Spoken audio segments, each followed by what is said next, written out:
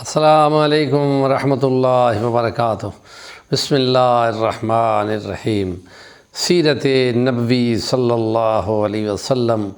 اللہ پاک نے انسانیت کے لیے رہبر و رہنما مصطفیٰ فرمایا لقد کان لکم فی رسول اللہ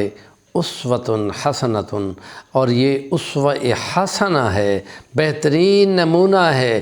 معاشرتی زندگی، معاشی زندگی، انفرادی زندگی، اجتماعی زندگی، امن کی زندگی، جنگ کی زندگی۔ اب ہم جو بحثیں کر رہے ہیں وہ جنگ کی زندگی کے ہیں۔ مدینہ پاک میں نبی پاک صلی اللہ علیہ وسلم نے میثاق مدینہ کے ذریعے سے امن اور جنگ دونوں حالتوں میں سب کو باؤنڈ کر دیا، پابند کر دیا۔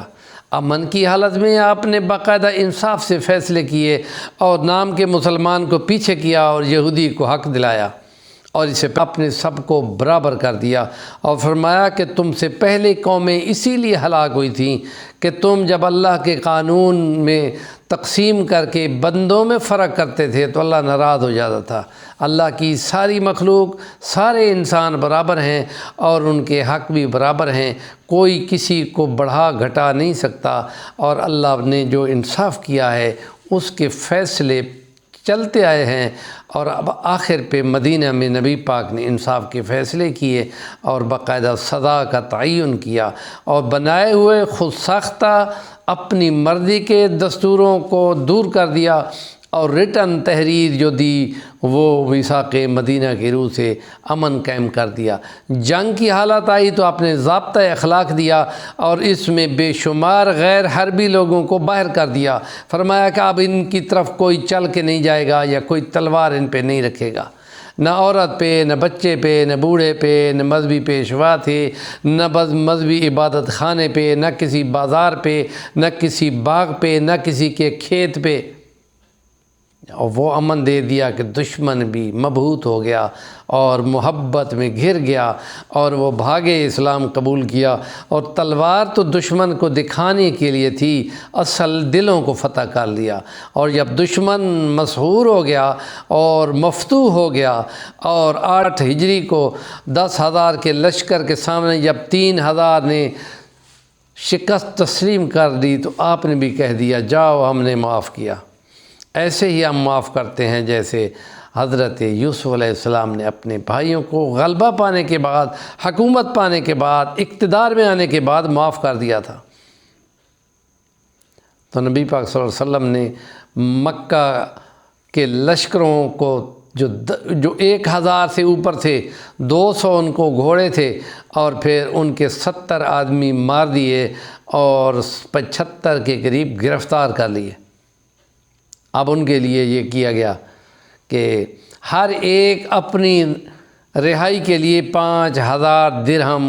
جرمانہ دے تو رہا ہو سکتا ہے، اور بے شمار لوگ 5,000 درہم دیتے گئے اور ان کی معافی ہو گئی۔ لیکن کچھ ایسے بھی تھے جن کے پاس پورے پیسے نہیں تھے، تو ان کو کہا گیا کہ اچھا تم ایسا کرو کہ تمہارے میں سے ایک بندہ 15 سے 18 20 بچوں کو باقاعدہ عربی زبان سیکھنے سکھانے، تعلیم و تعلم کے لیے، گویا کہ یہ ان کی ٹیوشن فیس تھی کہ جو انہوں نے لکھنا پڑھنا چاہے مہینے میں سکھا دیں چاہے 2 مہینے میں سکھا دیں۔ جب وہ بچے سیکھ جائیں گے ان سے لکھنا تو یہ ان کی ذرے رہائی کا بدلہ ہوگا، اور یہ طریقہ آپ نے اختیار کیا۔ اور پھر یہ بھی دیکھا دنیا نے کہ آپ کی بیٹی زینب کا شوہر وہ بھی چونکہ گرفتار ہو گیا تھا، تو اس کی بیگم نے نبی پاک صلی اللہ علیہ وسلم کی بیٹی زینب رضی اللہ عنہا نے جو حضرت خدیجہ کا ہار تھا چاندی سونے کا، وہ اس کے بدلے میں جب لے کے لائی گئی تو پھر ان کو دیکھ کر نبی پاک صلی اللہ علیہ وسلم کو حضرت خدیجہ یاد آ گئیں، اور ان کی وہ قربانیاں کہ جن میں لاکھوں کا آپ کا سرمایہ اللہ کی راہ میں لگ گیا تھا، تو نبی پاک صلی اللہ علیہ وسلم رو پڑے اور محبت خدیجۃ الکبریٰ میں آپ بولے کہ اے میرے اصحاب، میرا دل کرتا ہے کہ میں یہ ہار اور یہ زیور نہ رکھوں میرا دل کرتا ہے میں واپس کر دوں تو نبی پاک صلی اللہ علیہ وسلم کو تمام اصحاب بولے یا رسول اللہ آپ پہ ہم قربان، آپ کا دل کرتا ہے تو آپ بے شک واپس کر دو۔ اور نبی پاک صلی اللہ علیہ وسلم نے وہ زیور واپس کیا اور اس کے بغیر ہی اپنے داماد کو ابو العاص کو معاف کر دیا اور کو جانے دیا، اور اس کے بعد سال کے اندر وہ پھر آیا، کلمہ پڑھا، وہ مسلمان ہوا، اور نبی پاک صلی اللہ علیہ وسلم نے اپنی بیٹی زینب کو اس کے ساتھ رہنے